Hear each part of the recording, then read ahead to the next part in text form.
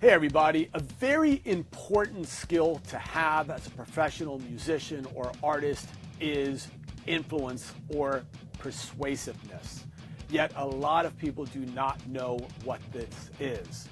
A great book written on the subject is called Influence by Robert Cialdini, and he offers 6 crucial steps that you need to know about. This can help you to get better gigs, better jobs, and so much more.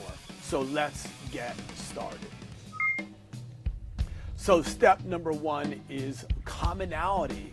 So maybe finding out, doing some research about the person you're trying to influence or persuade first and foremost, to find out maybe what some of the things that that person likes, or maybe some of the books they like to read, or music they like to listen to, or maybe even from where they were born or what their hometown is. So for example, let's just say we were trying to book a gig at a club, right?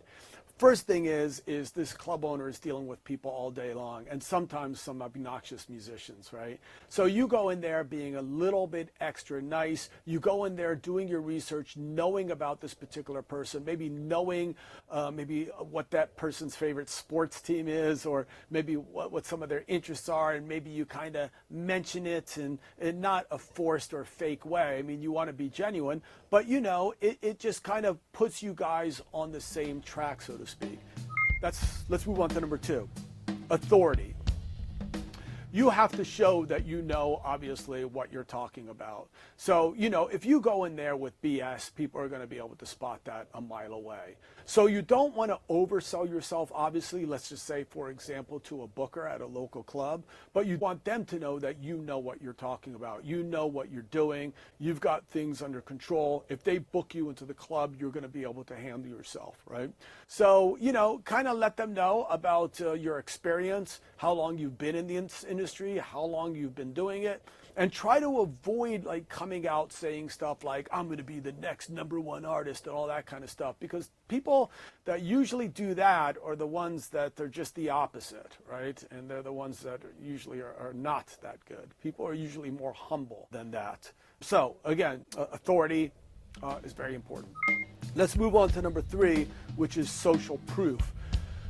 People like to know that whatever it is that you're doing, other people care. So you need to kind of come into that, let's just say, for example, again, the booking agent, you need to come in there kind of showing that, hey, I'm likable, I have experience, but also, check it out. Look how many people that we have on our Facebook page. Look how many people are engaging with us on our social media. And check out the fact that I played at this other club and we drew in 40 people on a Monday night. You need some kind of social proof that other people do care. So this is a really important part of influencing and persuading people. So definitely keep this in mind. Let's move on to the next thing, commitment. The goal is, not to ask, let's just say, for example, again, the booker, for too much at once. Get maybe him or her hooked on just a little bit, because once somebody is kind of hooked on a little bit, they kind of made the decision that they're going to work with you, and they're in, right? So you got your foot in the door, so to speak, and they're more likely to kind of stand by their initial decision because they don't want to, maybe they made a mistake with you. So they might be more willing, okay, now that your foot is in the door, they might be more willing to kind of give you a little bit more of a shot. So don't go in there asking for the Saturday night slot, obviously, or the Friday night slot. Maybe you should ask them, hey, can we get in on the Sunday evening, or we can get in maybe on a Monday or Tuesday evening. And then from there, that might work towards the Friday evening, or even the opening slot for the headlining band that comes through. But, get them kind of hooked on a little bit first, before you go in for the big kill.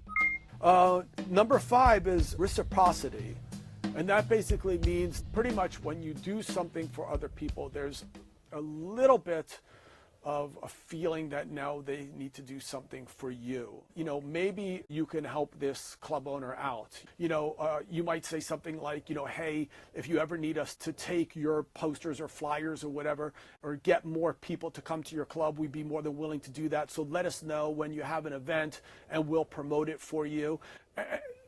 And this is kind of like saying, hey, we're willing to help you get more people into your club. You're helping this person. And then they now might be more open to saying, wow, man, these guys just told, 20 of their buds to come down on a night that they're not even playing. Maybe I owe these guys maybe another shot, maybe on another night, maybe on a Thursday night or a Friday night.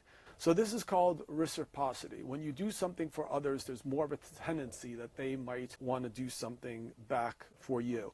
I'm not suggesting that you do things only for people when you think you're going to get something back, but it's just the way things work. So think about it.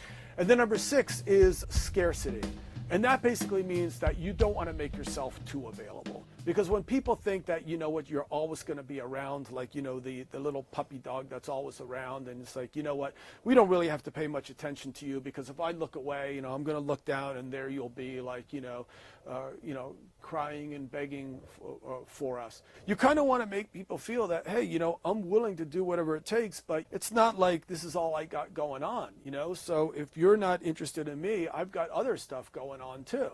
And this idea of sort of making yourself sort of scarce, like, hey, if you're interested, we're here, I'm there for you, but if not, we're going to the club across the town and we'll do a residency with them and we'll build up their, following over there, So you kind of want to put yourself out there, but not so much where you're starting to look desperate and ridiculous, because then there's people just kind of look at you a different way. All right, that was Music Influencer Tips and how to be more persuasive.